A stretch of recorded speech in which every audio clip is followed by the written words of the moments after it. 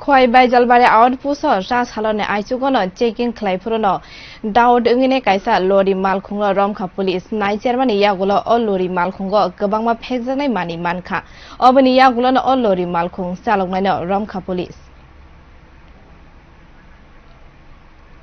OC খোয়া এবং OC বাইজলবাড়ি শেষ রাত্রে এই গাড়িটাকে ডিটেইন করেছিল। যে গাড়িটা আপনারা দেখছেন আউটপোস্টের সামনে আছে।